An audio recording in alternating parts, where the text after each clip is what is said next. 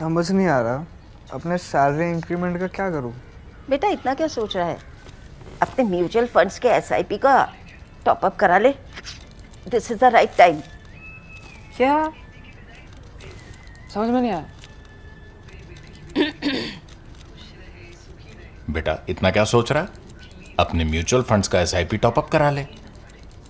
This is the right time. अब समझा।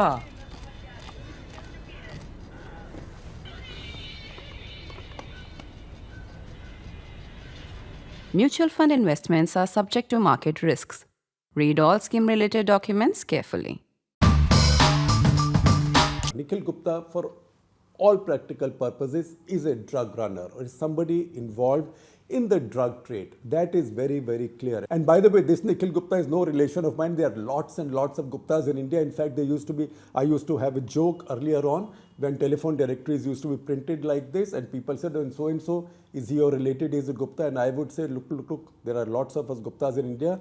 There are 46 pages of Guptas in the Delhi phone book and I'm not even there. That said, Nikhil Gupta. Now, Nikhil Gupta is the key character here because he's the one who's apparently allegedly putting this assassination plan together in New York while he's in India. So he's one. He's the only one named. The other key character is called CC1. Why he's called CC1, I don't know, but that's what they call him. They say he's a Government of India official. He's somebody, and this is now the indictment, I'm reading from it. CC1 is variously described, and I'm adding himself, being employed by the Indian government as a senior field officer with responsibilities in security management and intelligence. CC1 also has referenced previously serving in India's Central Reserve Police Force, CRPF, and receiving officer training in battlecraft and weapons. CC1, now the charge sheet says, CC1 is employed at all times relevant to this indictment by Indian government, resides in India and directed the assassination plot from India. That's what the Americans have said. American Department of Justice has said in their submission to the court in New York. This submission is from the United States Department of Justice in the United States District Court of Southern District of New York. The other characters, Nikhil Gupta is one, CC1 is the other. They are together because Nikhil Gupta is the puppet. If he is the puppet, then CC1 is the master puppeteer. And this puppet, Nikhil Gupta, then has other puppets or those he supposedly thinks are puppets. These are also introduced only by their codes. So one of them is CS. CS stands for confidential source. Confidential source is somebody who's in the drug business in America, in New York. Nikhil Gupta reaches out to him because Nikhil Gupta has been assigned by whoever to try and find a hired gun to kill Pannu. So who does he reach out? He reaches out to the bad guys he knows. So he reaches out to the one bad guy he knows in the drug business. Little does he know that this bad guy in the drug business is actually a Drug Enforcement Administration informant, a DEA informant. So the moment this DEA informant gets this call from Nikhil Gupta, he immediately informs his bosses. And that happens, the bosses there, the intelligence agencies in America become alerted and then they lay a trap and they start tracking this. That's the reason I'm not willing to believe that they never informed anybody higher up that such a thing was happening. The next in the cast of characters is a man simply called UC. All of these are men, so I don't have to mix up any genders or to put any qualifiers. The next is UC. UC simply stands for undercover. Now, when CS, confidential source, as he's called by DEA, confidential source tells his bosses that I'm being asked to arrange a hired gun to kill such and such person, his bosses tell him, look, we are giving you the hired gun. And the hired gun is none else than a serving US intelligence officer.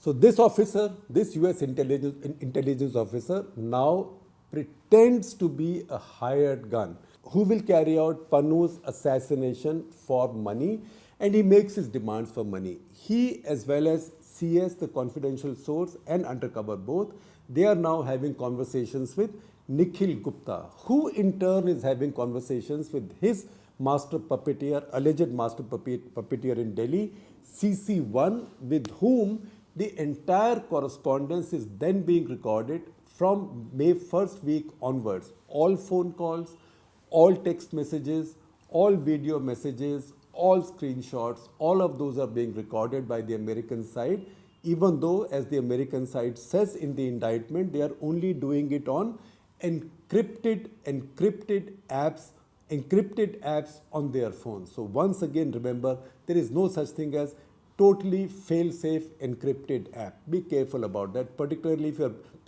you're jostling with really big guys like the CIA, DEA, even RAW and IB for that matter. I'm sure they also have the wherewithal to crack through those encrypted apps. Why these people are using encrypted apps, if they are really intelligence people, is something that surprises me, and that's the reason I said that I'm surprised. In fact, the biggest disappointment is that this looks like such a Keystone Cops operation, because such a thing, if you are actually planning such a sensitive operation and then are using phones and encrypted apps, then it tells you that you are being really reckless.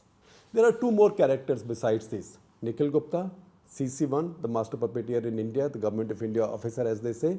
Number three, CS, the confidential source, the US drug business guy who informs Drug Enforcement Administration, and UC, the undercover agent who pretends to be the hired gun. Then there are two more individuals. They are simply called Individual 1 and Individual 2. As you read this indictment, and some of these will run on your screen, it's running on your screen as I am talking, and see those highlighted dates, because this clock is moving very fast. So this calendar is moving very, very fast, like a T20 strike rate count, over. May 1st week onwards, something's happening almost every day. So Individual 1 in New York is the one who arranges for this cash to be delivered to UC. And Individual 2 is the person who actually hands over this cash to UC in the car, in UC's own car. That's the reason I say this looks like such an amateurish operation, because how do you hand over cash in crisp $100 notes to the other guy in his car? That car obviously is fully bugged and has cameras on it. So the US prosecutors have even added a picture, and see that picture on your screen. They've added a picture of money changing hands, cash changing hands in UC's car. That's part of the evidence. The rest is mostly a chronological story, and you will see it on your screen. It's running on your screen. Early May, the Americans find out that there's been some communication between CC1 and Gupta. Gupta is still in India. So they have tracked him in India. They've obviously done it through their source in New York in the drug business. And there they say in the first week, CC1 tells Gupta that if he helps carry out a hit for them in New York, then CC1 will help him get rid of a case against him. Obviously, it has to be a serious criminal case against him in the state of Gujarat. Right? Then on May 6th, there is a message from CC1 to Gupta which says, this is my name. He puts his name and he says, save my name on your phone, but save it as this alias. So once again, how smart or how dumb do you have to be doing so? Giving somebody your name in a message and saying, save my name on your phone, but under this alias. Those things happen in Keystone Cop movies or equivalent. Keystone Cop movies, by the way, were in the silent era, 1912 and all that. Most of us have not seen those movies, but this metaphor has stuck. But he does this. A few minutes later, he calls back Nikhil Gupta. This is first week of May still, 6th May, and says, look, there is a target in New York. Another one is in California. And Gupta says, don't worry, we will hit all targets. This is an exact quote. We will hit all targets. Then CC1's phone, the Americans say, they've tracked that phone. It's an Indian phone. It's linked to an email which has been used in and around Delhi during the days of this operation. So that is to nail down the fact that CC1 is located in Delhi. May 12, CC1 apparently calls Nikhil Gupta and he says, look, your case has already been taken care of. That means the case against him, as it turns out, in the state of Gujarat has already been taken care of. And he says, your case has already been taken care of.